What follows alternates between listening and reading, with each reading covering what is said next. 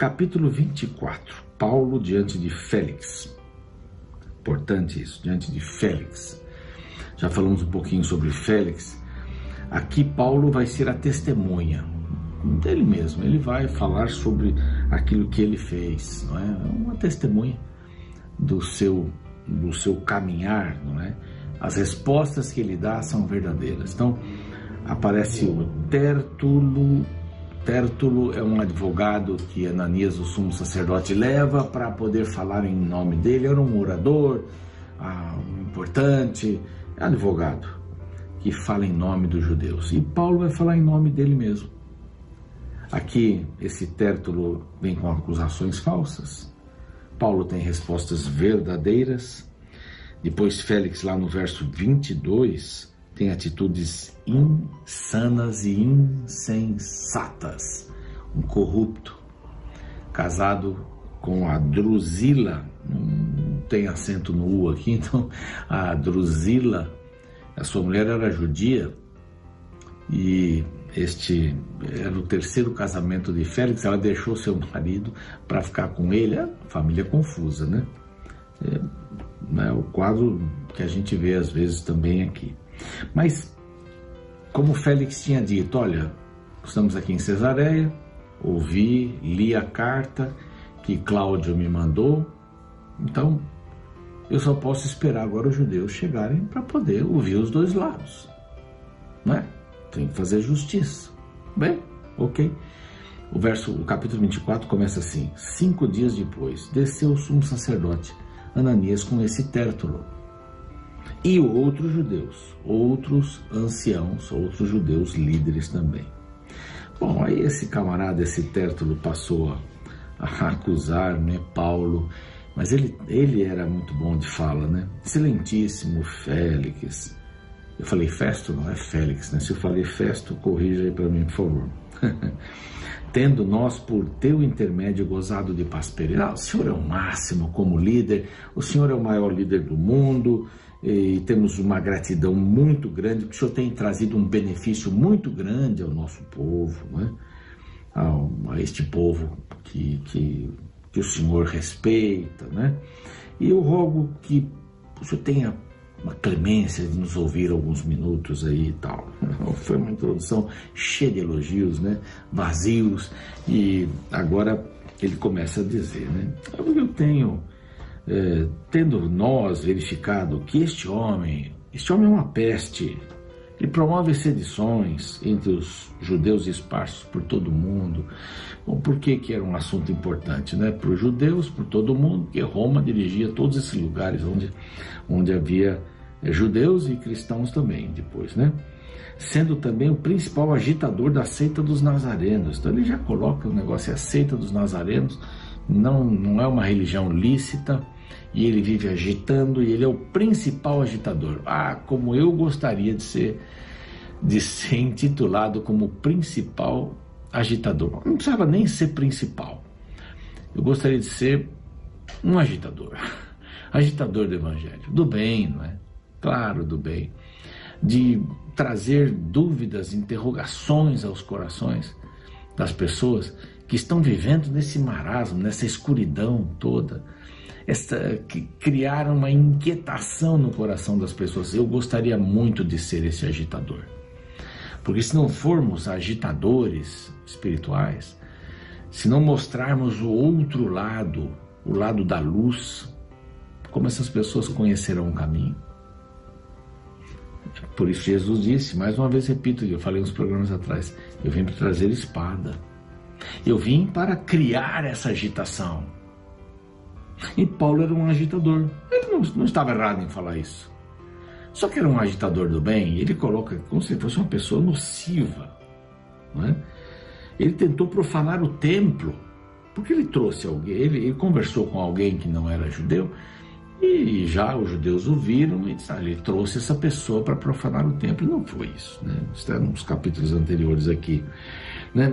Olha, ele insultou, ele precisa ser julgado segundo a nossa lei, mas vindo aí o comandante Lísias, Cláudio Lísias, que mandou a carta inclusive para o senhor aí, né? ele arrastou das nossas mãos com grande violência. Ainda ele dá uma pisada em cima do Cláudio Lísias. Grande violência. Claro, eles iam matar o Paulo. Ele tirou o Paulo, arrancou o Paulo das mãos deles. Bom, mas ele criou aqui um quadro mentiroso, ordenando que os seus acusadores viessem à tua presença, tu mesmo, examinando esse caso, vai tomar conhecimento de todas as coisas que nós o acusamos. Mas onde estavam ali os judeus para acusar a Paulo? Onde estavam os judeus? Tinha um homem que falava bem aqui. Então os judeus também concordaram na acusação, é isso daí mesmo, tal. Esse homem vive criando uma agitação, que bom, né? Agitação do evangelho, as pessoas pensam. Agora Paulo então dá respostas verdadeiras diante das acusações falsas de Tértulo, falando em nome dos judeus. Paulo, tendo-lhe o governador feito sinal que falasse, respondeu: sabendo que há muitos anos és juiz desta nação. Paulo também sabia falar bonito. Sinto-me à vontade para me defender. Eu vou ser ouvido. Não vai haver aqui nenhum problema, porque a verdade vai ser ressaltada. E ele começou a falar. Visto poderes verificar que não há mais de 12 dias, desde que subi para Jerusalém para adorar. Eu não subi para Jerusalém para manchar o templo. Não, foi para adorar. Então subi para lá, já há 12 dias atrás, não é? E me achava no templo, não discuti com ninguém, verso 12, né? Nem tampouco amotinando o povo, eu não estava amotinando na sinagoga ou na cidade, eu não fiz nenhuma palestra, eu não fiz nada, eles estão me culpando do quê? Se eu não fiz nada em Jerusalém. Porém confesso que segundo o caminho, verso 14, né? Aqui chamam seita, assim eu sirvo o Deus dos nossos pais. Quer dizer, foi o Deus dos nossos pais que me dá a base, o que me deu a base para eu crer desta maneira. E eu estou de acordo com a lei e com os escritos dos profetas, eu não estou fora, de jeito nenhum. Tendo esperança em Deus, como também estes a têm. Eles também são boa gente. Olha como Paulo vai discorrendo o assunto, né? De que haverá ressurreição tanto do justo como do injusto. Já começa a falar sobre ressurreição.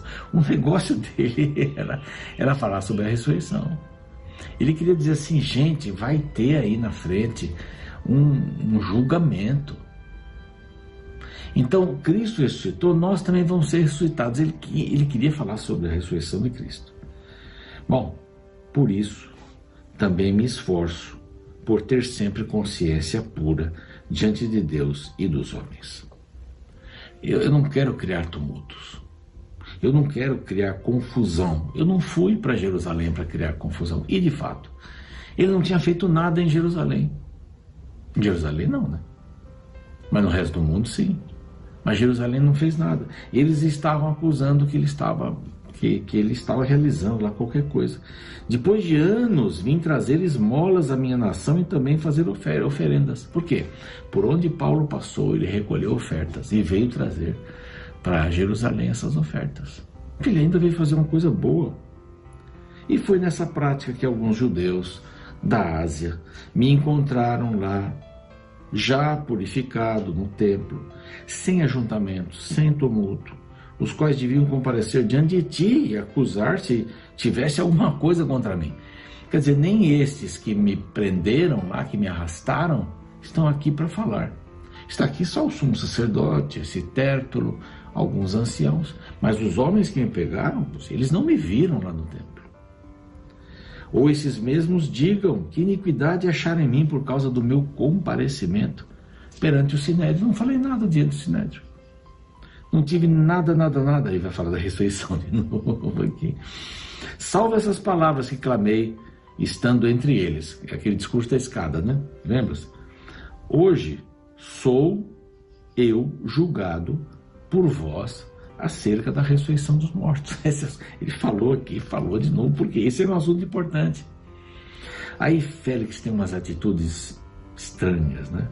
Ele disse assim, bom, vamos fazer o seguinte, vamos esperar chegar o Cláudio Lísias aqui para ouvir a parte dele. Vocês estão dizendo que ele agiu violentamente, ele viu o que estava acontecendo, ele viu o que estava acontecendo no Sinédrio. Vou ouvir o Cláudio, que me mandou essa carta aqui, para que ele pudesse ser julgado. Ele diz assim: Félix, conhecendo mais acuradamente as coisas com respeito ao caminho, ele sabia de alguma coisa a mais, ele conhecia, ele adiou a causa.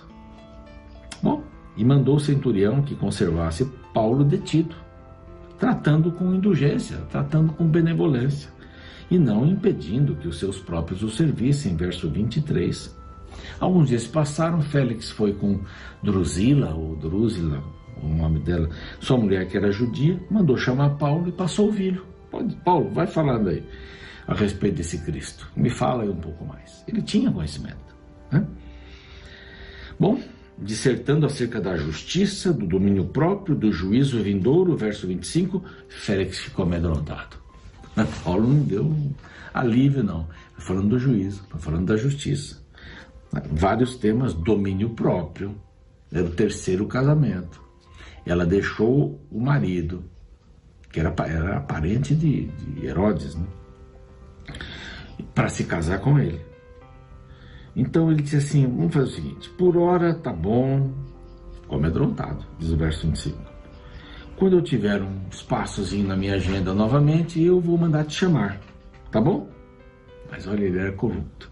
Ele fez isso algumas vezes, esperando também, ao verso 26, ao mesmo tempo que Paulo lhe desse dinheiro, pelo que, chamando mais frequentemente, conversava com ele.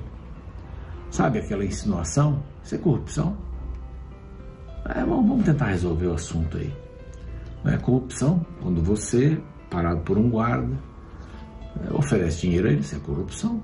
A grande maioria desses policiais maravilhosos que temos aqui, a grande maioria, eu estou tendo a oportunidade de me preparar para ser capelão militar, a grande maioria, são homens de bem e mulheres de bem.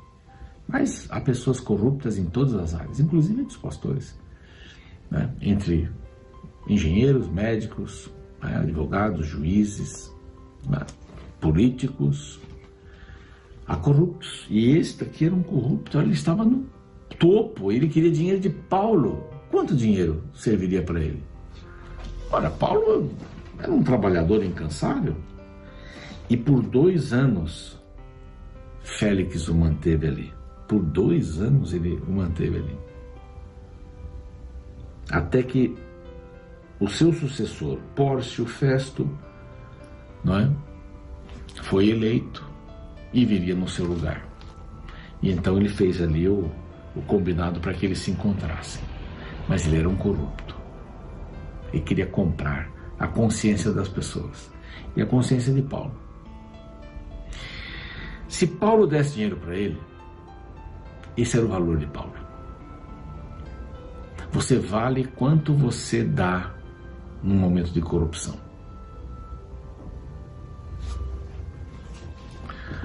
Eu ouvi dizer que plantas não são aprovadas sem corrupção em alguns lugares. Plantas para as casas.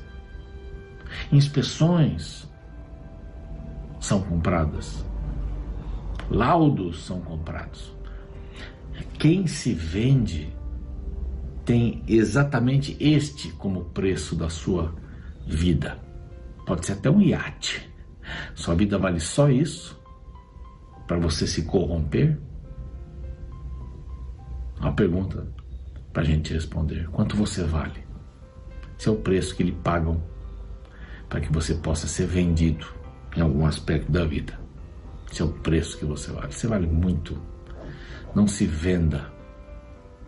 Félix era terrível aqui. Bom, 2 anos se passaram, agora chega Festo e a conversa vai dar sequência no capítulo 25. E eu espero você amanhã. Vamos orar? Pai querido, que a bênção da vida de Paulo, que a insistência, que a fidelidade, que a integridade em não se permitir vender diante de uma situação bastante complicada que ele estava vivendo, mas o Senhor o protegeu e o guiou e ele foi fiel, de boa consciência, consciência pura, como ele mesmo diz. Que tenhamos esta consciência pura diante das ofertas que nos fazem por aí. Em nome de Jesus. Amém.